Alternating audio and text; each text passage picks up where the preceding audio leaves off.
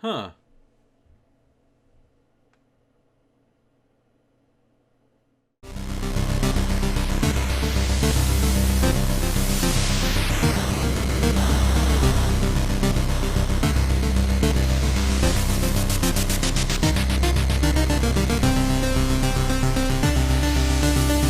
We return from one beloved Konami franchise to another, as Silent Hill 2 is our next target.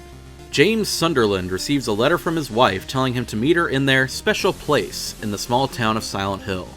The only problem is that, well, she's been dead for 3 years. The goal of this mission was to make our way into town and find out the answer to the question of who wrote that letter, along with many, many other questions. The mission was mostly a success in that regard, so let's check out the after-action report.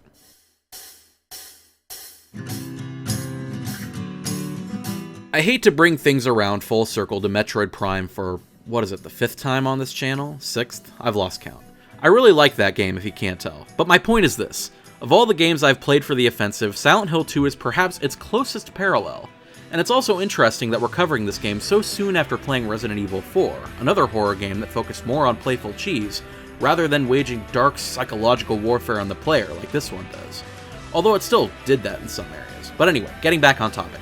What does Silent Hill 2 do so well that also makes Metroid Prime one of my personal favorites?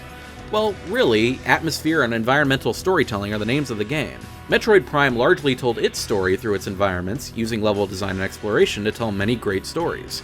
Silent Hill 2 does the same thing, drenching the little resort town in symbolism. If anything, it feels like we're visiting James's inner persona rather than the town itself. Which is kind of how they explain it in the game, I think? I don't remember. But my point is that I really admire Silent Hill 2 for pulling off a psychologically complex story, almost entirely through the medium of small, spooky village. It also revels in foreboding atmosphere. The fog and/or darkness really just envelops everything in sight, and the music just goes hand in hand with that. Occasionally you'll hear a sound coming from under a car or something, and you don't know there's something waiting to grab you, but there isn't, and you still have that nagging feeling of being followed, and oh my god, where is that thing? It's practically a paranoia fuel station, always keeping you at the edge of your seat. And again, it's fascinating that I get to compare this to Resident Evil 4, which I made a video for about a month ago. Both of them scared me in different ways, of course, but they really belong to two different genres.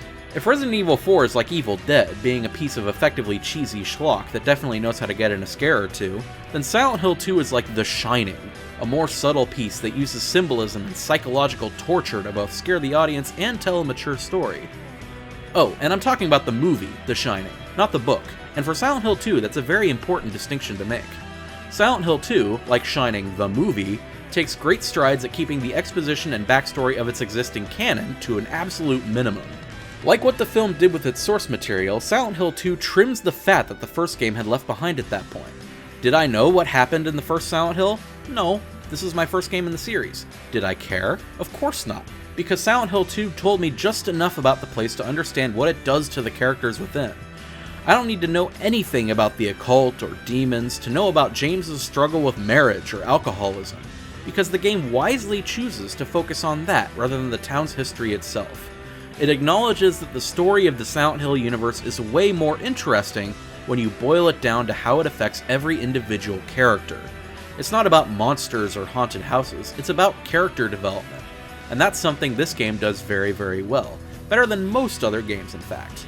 So this is all very glowing. I went in expecting one of the best stories in gaming history, and I would be lying if I said I didn't get that. So this game is perfect, right?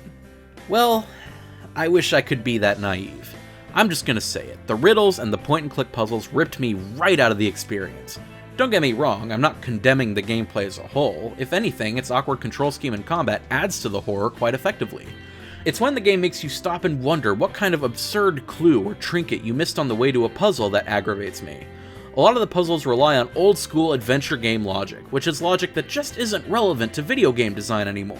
And I get it, it's an older title. At the time, this is probably the best way to have some kind of gameplay in a horror game. But when you're stumped, and you can't make any progress because you missed some tiny little clue, everything good that I just said about the story and the atmosphere falls apart for as long as you can't figure out what to do. For example, you need to get an elevator key out of a drain in order to access a specific hallway of a hospital. You need something with which to fish it out, of course, typical adventure game puzzle. You already have a bent needle that you can use as a hook that you accidentally pricked yourself with when you entered the hospital, so you just need something to lower it down. Eventually, after many cutscenes, you find a box with 2 locks on it. The first lock requires a randomized access code from a room on the first floor. The second one requires a code that's written on this blood splatter here. First of all, the numbers here are so well hidden alongside the blood texture here that it's hard to tell that it's even there. Second of all, can you read that? I thought I could, from here, so I entered what I thought was the code. Wrong. I went back. I gave those tiny numbers another look. I entered what I thought was the code again. Wrong. Again. I continued back and forth, trying to decipher that tiny little blood texture, and constantly getting it wrong.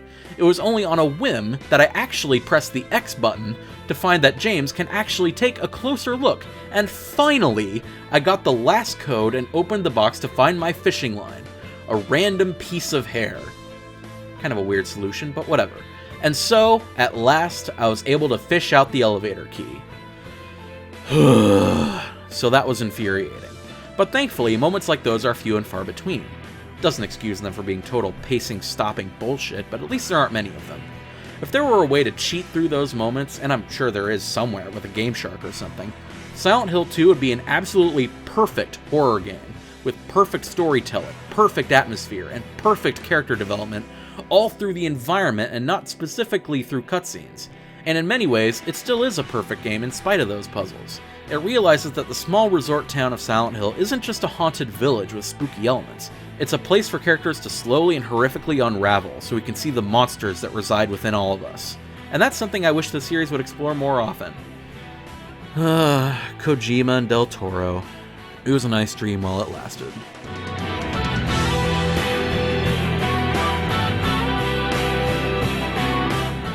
Join us next time as the offensive comes to a thrilling conclusion with Star Wars Knights of the Old Republic. I hope to see you guys there. And remember, the scares will be with you.